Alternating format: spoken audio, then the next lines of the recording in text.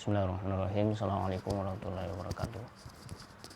Ya, kita bertemu kembali dalam session perkuliahan perilaku organisasi, yang pada kesempatan ini kita akan mengulas materi tentang kepribadian dan nilai. Ya, pertama-tama kita mengucapkan syukur kita pada Allah SWT. Sampai pada kesempatan ini semoga senantiasa kita diberi kesehatan dan kekuatan serta kemudahan ya untuk menjalankan segala aktivitas kita ya. Ya baik, materi kita tentang kepribadian dan nilai ini ya akan menghantarkan kita pada pemahaman ya, bahwa ya bagaimana sih ya pola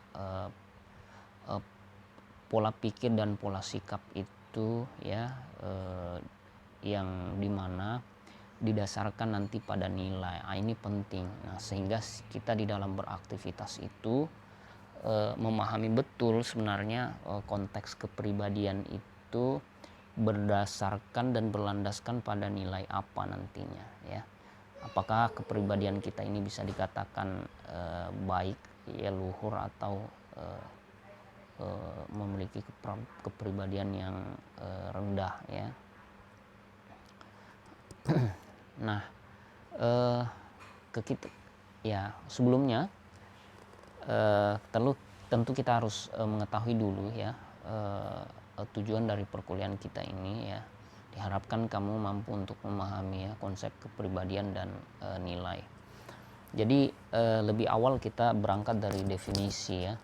Jadi di sini kita bisa kemukakan sebuah definisi ya tentang kepribadian itu dilihat sebagai suatu pola ya, di mana seorang individu itu beraksi dan berinteraksi dengan orang lain. Nah, berarti kepribadian itu diukur dalam bagaimana orang itu kalau dalam konteks dunia kerja akan nampak dalam pola-pola rekrutmen ya. Ya, sehingga manajer itu bisa memahami dan melakukan prediksi siapa yang paling baik ya untuk direkrut sebagai karyawan. Nah, seperti itu gambarannya ya. Di sini tentu kita bisa memahami ya dengan contoh itu bahwa sebenarnya ada yang dilihat sebagai pola untuk mengukur karakter ya, bagaimana secara internal dan eksternal dari karakter seseorang itu ya, sehingga itu bisa tergambar dalam pola interaksi manusia itu dengan lingkungannya ya kan. Nah, sehingga dari kepribadian itu pula itu akan mencerminkan bagaimana orang lain itu satu sama lain itu bisa saling mempengaruhi ya toh. Dan di situ juga akan memberikan gambaran nantinya sebuah pola-pola kepribadian dalam bertindak dan berperilaku ya, sehingga akan mencerminkan bagaimana pandangan dan pemahaman orang itu terhadap dirinya dan orang lain. Nah, dalam proses interaksinya tentu ada proses mempengaruhi itu tadi yang kita kemukakan. Nah, sehingga itu muncul proses memahami itu tadi ya, dan bagaimana memandang diri dan orang lain.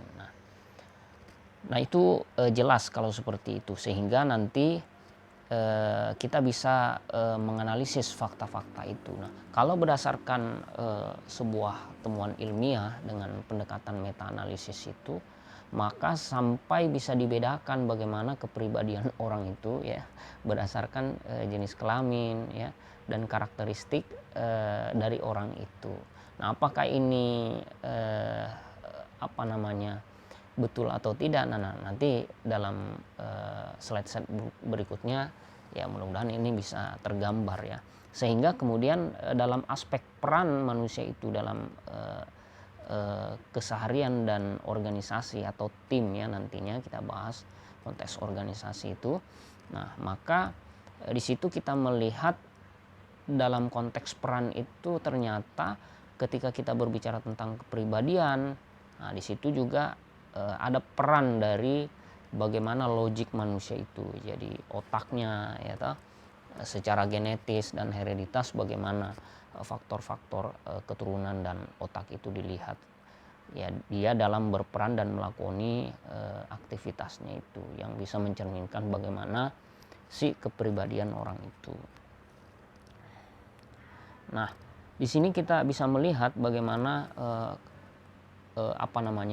konsep-konsep kepribadian itu dicerminkan dalam hal penghargaan diri misalnya atau self esteem ya. Jadi bagaimana seseorang itu melihat diri dan citra dirinya. Nah, kalau dalam konteks organisasi tentu nanti bagaimana setelah dia memahami diri dan pencitraan dirinya itu, maka tentu akan berefek pada organisasi secara keseluruhan ya, sehingga self esteem itu nantinya itu bisa menjadi warna bagi organisasi itu, ya kan? Nah, kalau karakter-karakter pribadi itu telah terbentuk sesuai dengan pola-pola yang dikehendaki oleh suatu organisasi, ya, sehingga wajar misalnya sebuah organisasi itu dia memberikan istilahnya apa yang kita kenal ya, reward and punishment yang tertata sedemikian rupa agar supaya itu tadi menjaga bagaimana pembentukan kepribadian individu itu menjadi cerminan dari apa yang ingin dicapai atau sebagai tujuan dari organisasi itu. Nah, sehingga dalam interaksi manusia dalam lingkungannya itu, baik dia sebagai pribadi, tim maupun organisasi, tentu ada dinamika di sana, ada pakem, ada pola-pola yang selalu diikuti dan dijadikan standar. Nah, sehingga dari pengamatan dan evaluasi itu tentu ada yang perlu diubah ya, berarti ada fleksibilitas di sana. Nah, sehingga seiring waktu kepribadian itu meningkat kualitasnya ya, berdasarkan pola interaksi dan lingkungan yang membentuk manusia itu sendiri atau yang melingkupi manusia itu sendiri. Nah, ini tentu didasari oleh itu tadi ya, bagaimana manusia itu dalam lingkungan itu melakukan proses-proses interaksi ya, atau sosialisasi. Nah, ini berarti bahwa ya lingkungan besar pengaruhnya dalam membentuk kepribadian seseorang ya, atau pola pikir dan pola sikap ya seseorang ya. Nah, kalau kita bicara tentang lingkungan bisnis ya, tentu lingkungan bisnis itu besar juga pengaruhnya terhadap kondisi internal ya sebuah perusahaan ya, kondisi internal perusahaan, kebijakan-kebijakan yang ada di dalam perusahaan itu juga akan berpengaruh ya terhadap ya kepribadian individu yang ada di dalamnya. Jadi seperti itu gambarannya. Jadi perusahaan dipengaruhi oleh lingkungan bisnis ya. Ya, lingkungan bisnis mempengaruhi karyawan, dan perusahaan juga memberikan efek yang tidak sedikit terhadap pembentukan pola dan karakter ya, kepribadian dari individu-individu ya, manajer, karyawan ya, termasuk ya pemilik modal ya kalau kita berbicara dalam skop yang lebih luas. Nah, ada yang sangat menarik ya dalam konteks kita berbicara tentang kepribadian ya, berdasarkan analisis Freud ya, Sigmund Freud ya itu. Nah, sebelumnya itu kita bisa memahami ya bahwa kepribadian itu ya sebagai sesuatu yang dinamis ya, sebagai dasar dari orang berpikir dan bertindak ya, berperilaku ya, sehingga kepribadian sebagai aktivitas struktur psikis itu tentu akan membentuk pola-pola ya, interaksi mental di dalam diri manusia itu, sehingga kita mengenal adanya 3 subsistem ya, sebagai sebuah struktur psikis ya, struktur psikis dalam diri manusia itu, atau struktur mental yang saling berhubungan dan bahkan saling bertentangan dalam sebuah situasi tertentu. Jadi ada yang disebut ya id ya, itu sering dikatakan sebagai sebuah insting ya, atau impuls atau drive. Yang kedua adalah ego, ya, dia sebagai sebuah prinsip realitas, dan super ego dia sebagai moral ideal. Nah, gambarannya adalah bahwa ya itu sering digambarkan ya sebagai sebuah prinsip pemenuhan prinsip-prinsip kesenangan atau prinsip-prinsip kesenangan itu sendiri. Jadi di situ kita berbicara tentang bagaimana harapan atau keinginan yang kuat dari dalam diri manusia itu, sehingga jelas bahwa insting itu bawaan atau bekal ya, lahiriah dari manusia itu yang membutuhkan pemenuhan yang dalam sebuah pemahaman tertentu ya terkadang dilihat dia sebagai sebuah pemenuhan yang bahkan dikatakan ya tanpa batas ya, etika, moral, dan melampaui batas-batas yang logis ya. Nah, dari situ berarti ada ketidaksadaran ya dalam pemenuhan struktur ini ya, struktur psikis ini ya. Jadi kadang dia diwakili oleh konteks bagaimana orang itu berbuat secara tidak sadar ya, dorongan-dorongan untuk memenuhi kebutuhan-kebutuhan atau hajat-hajat jasmanianya ya, seperti misalnya agresi, keinginan untuk berkuasa ya, keinginan untuk memenuhi hajat-hajat manusiawinya secara seksual ya kan begitu. Nah, sehingga memang ya kadang juga dilihat ini mengalami gangguan ya, kalau misalnya dalam konteks kejiwaan itu ya, gangguan kepribadian, ada yang disebut impulse control disorder ya. Jadi dia dilihat sebagai sebuah gangguan kejiwaan karena itu tadi kegagalan untuk gagal untuk memahami dan menahan godaan dorongan yang untuk melakukan sebuah perbuatan, sehingga dia tidak berpikir panjang ya dampak yang ditimbulkan dari perbuatannya itu ya. Yang kedua itu disebut ego, dia sebagai sebuah realitas ya, sehingga dia disebut sebagai reality principle ya kan, seperti itu. Nah, konteks ego itu adalah sebuah konteks yang dimana manusia itu mengendalikannya dengan rasa sadar ya. Ya, kalau tadi itu sesuatu yang sifatnya tidak sadar, maka ego ini adalah dikendalikan dengan kesadaran ya. Nah, sehingga ego itu kadang diwakili oleh istilah logika ya, yang di situ bekerja berdasarkan prinsip-prinsip realitas ya. Nah, sehingga begini, ego itu sering dilihat sebagai sesuatu yang mengendalikan id dan super ego nantinya. Nanti kita bahas subsistem yang ketiga ya dalam struktur psikis ini yang disebut super ego.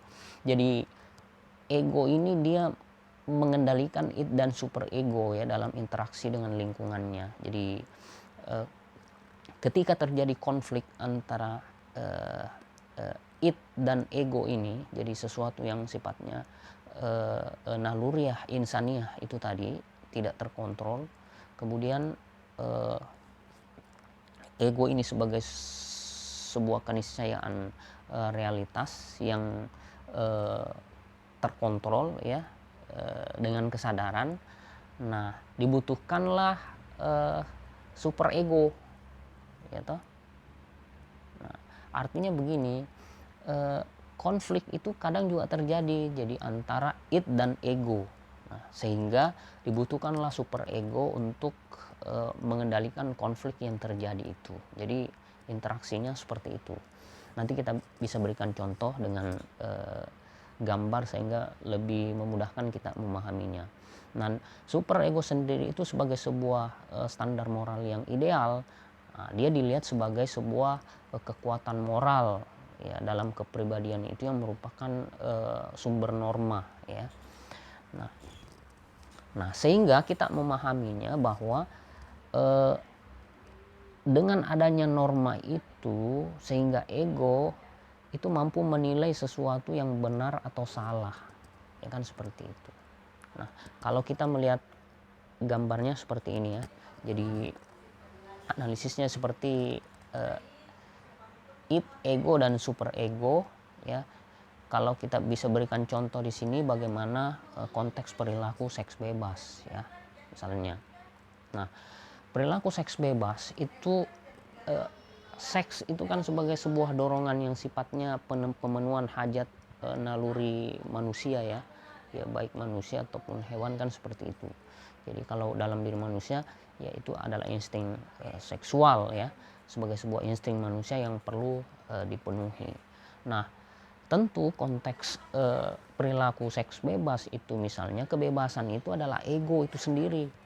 Ya kan, kebebasan itu adalah ego itu sendiri. Jadi ketika dilihat kebebasan itu sebagai sebuah realitas yang dikompromikan ketika manusia itu berinteraksi di sebuah tempat ya, ya tanpa menikah, ya maka disitulah persoalannya, ya kan, persoalannya. Nah, sehingga kalau seperti itu berarti ada konflik antara ya id dan ego tadi. Apakah kita ingin melakukan seks bebas atau tidak sebagai sebuah katakanlah ya kenikmatan atau pleasure ya kan, ya dengan jargon misalnya ya masa hari gini nggak punya pacar, masa hari gini nggak pacaran kan begitu.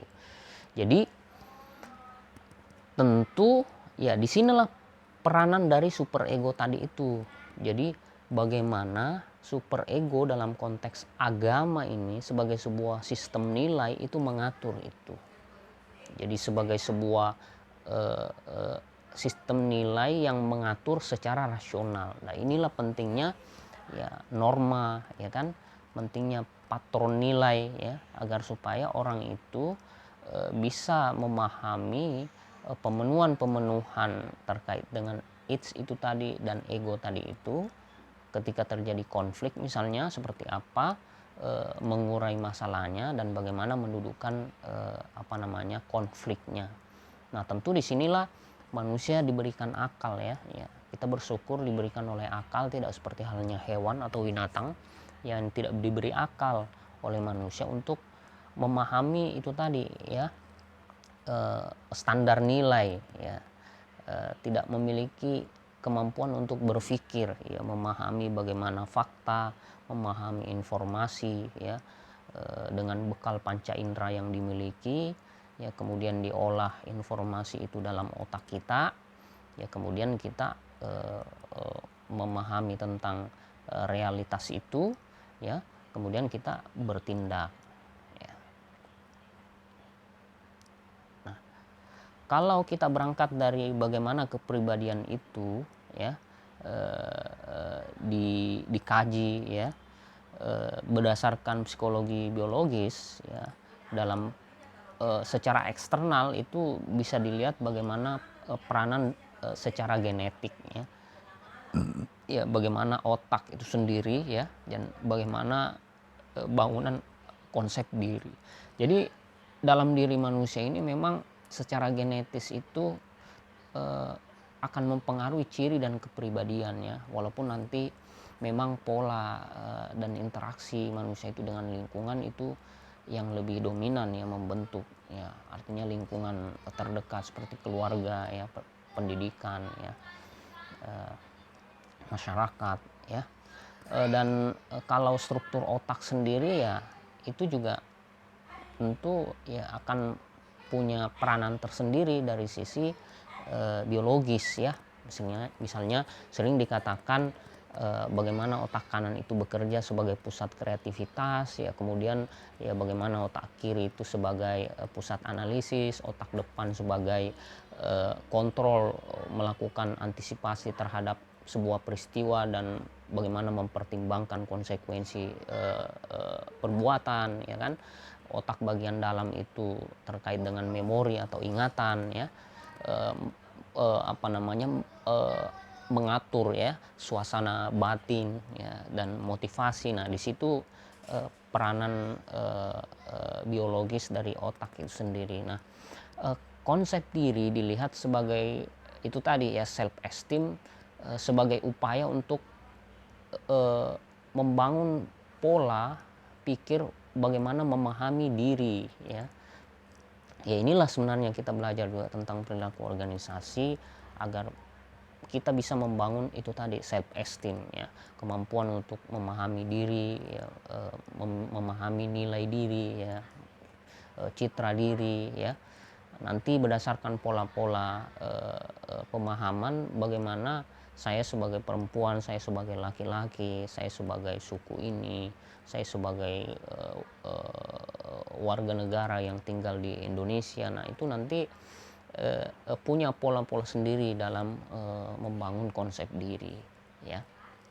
Nah sehingga secara kontekstual memang nanti akan dibentuk juga oleh faktor-faktor lain seperti faktor lingkungan itu, ya, sebagai kondisi sosial yang apa namanya, ya membentuk ya pola interaksi sehingga membentuk ya itu tadi ya, kognisi sosial, ya, ya.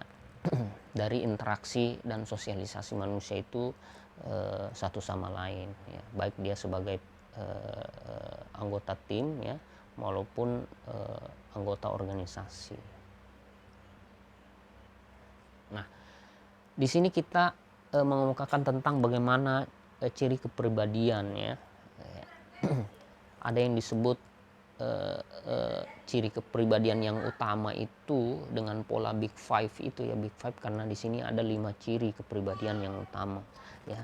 Kita bicara tentang kesungguhan, ya, kita bicara tentang stabilitas emosi, ya, kita bicara tentang bagaimana sifat yang menyenangkan, ya, ya, kemudian kita bicara tentang ekstraversi, ya, kita bersosialisasi, ya, kita bicara tentang keterbukaan dan pengalaman. Nah berdasarkan deskripsi itu, ya, ciri itu berarti menggambarkan karakteristik, ya, pada orang yang bisa di-scoring sebenarnya, ya, bisa di-scoring, ya. Nah jadi kalau misalnya kesungguhan bagaimana digambarkan, ya tentu kita bisa mengidentifikasi pola-pola kepribadian itu, ya, berdasarkan apa namanya, nilai yang secara budaya barangkali, ya, secara norma. Nah itu bisa dijadikan juga sebagai parameter atau ukuran, ya. Ya seperti misalnya kesungguhan itu kita bisa lihat dari, ya, bagaimana dia bisa diandalkan, dia dapat bekerja keras dengan disiplin teratur, ya, bisa memotivasi, bisa apa namanya, bekerja sendiri, bekerja dalam tim, ya kan, gigih, bertanggung jawab, ya. Stabilitas emosi bisa dilihat karakteristiknya pada dia bisa tenang, dia nyaman, dia senang, tidak khawatiran, ya. Sifat menyenangkan itu dia misalnya perhatian, ya, sopan, ya. Kalau ekstraversi itu bisa dilihat dari dia terbuka, ya, suka berbicara, ya, suka berteman, ya kan, ya, bersosialisasi, ya. Atau dilihat dia sebagai orang yang terbuka, ya, pada pengalaman, ya, misalnya dia intelek, kreatif, ya, sensitif, fleksibel, yang imajinatif. Ya.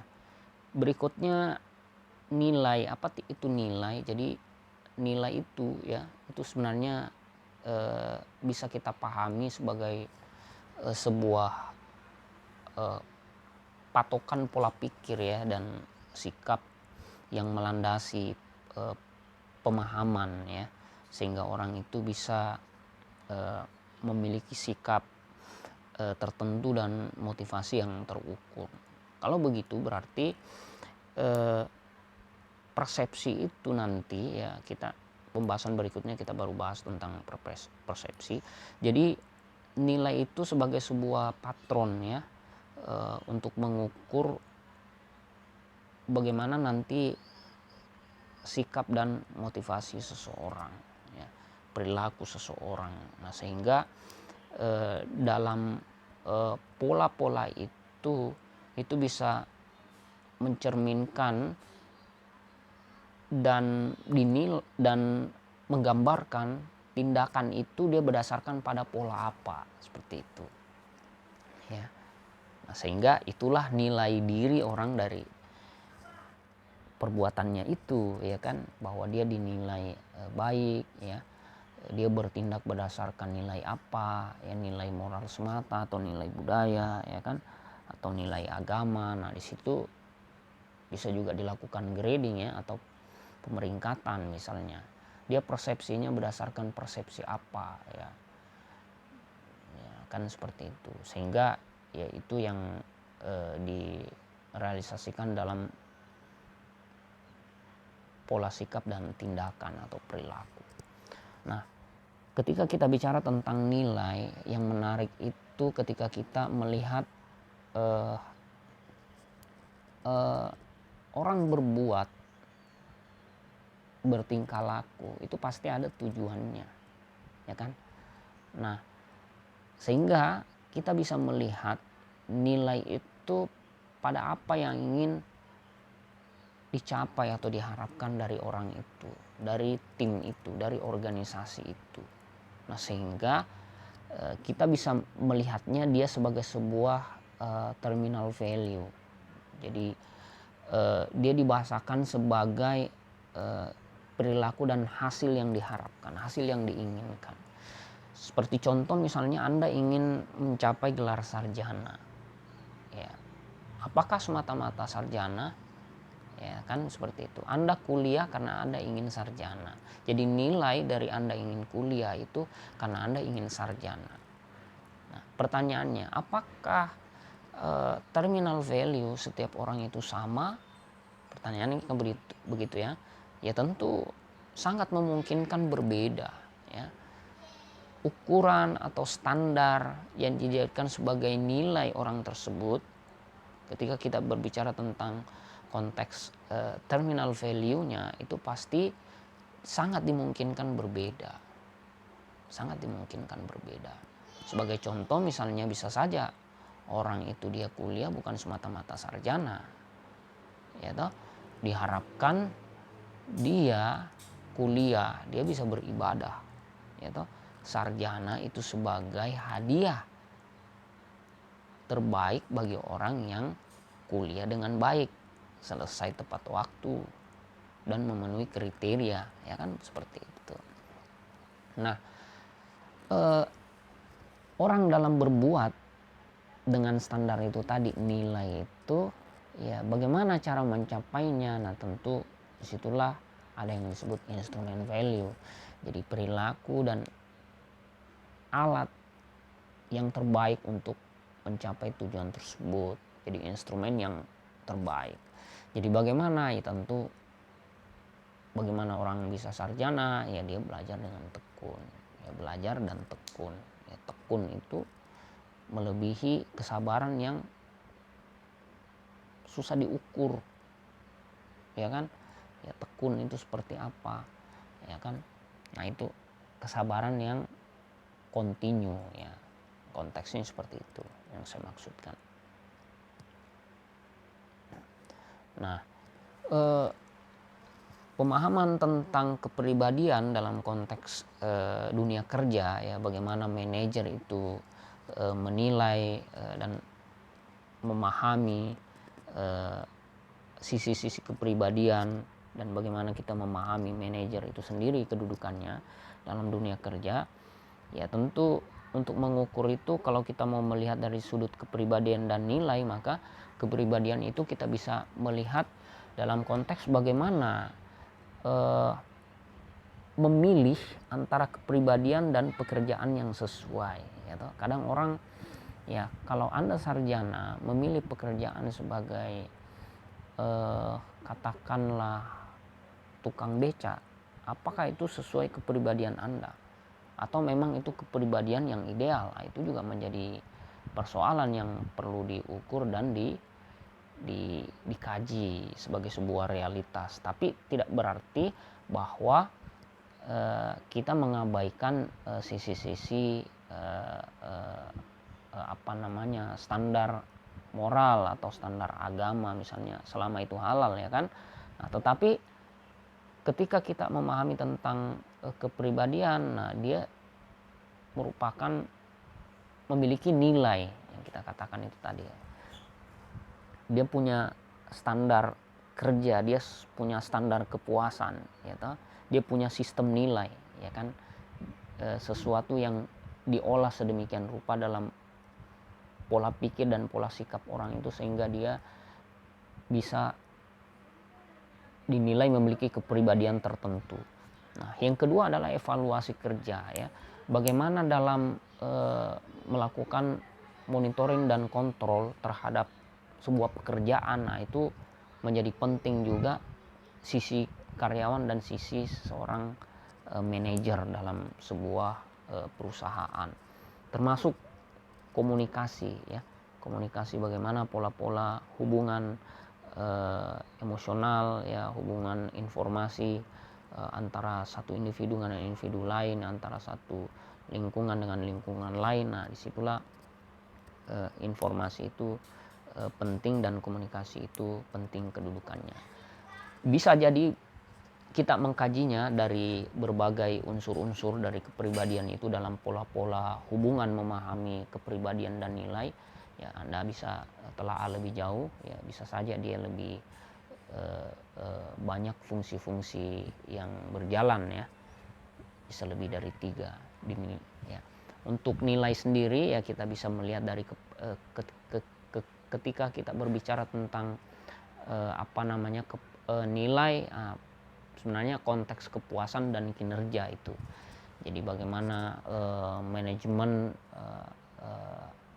dan sistem nilai yang ada di dalam organisasi itu ditata sedemikian rupa sehingga antara karyawan, ya, antara manajer, ya, antara karyawan dan lingkungan bisnis, antara manajer dan lingkungan bisnis, ya, antara manajer dan pemilik perusahaan atau pemilik modal, ya, seperti apa membangun pola komunikasi, pola evaluasi, dan bagaimana dinamika kepribadian dan pola kerja yang ada di dalam perusahaan itu, bagaimana untuk menilai kepuasan dan kinerja perusahaan itu. Nah, di situ nanti sangat ditentukan oleh pemahaman tentang sebenarnya realitas apa yang terjadi di dalam organisasi itu. Saya kira demikian sebagai materi kuliah kita untuk bahan pengantar Anda memahami tentang kepribadian dan nilai ini, ya, sebagai bahan untuk telaah lebih dalam tentang topik ini. Sekian, Assalamualaikum warahmatullahi wabarakatuh.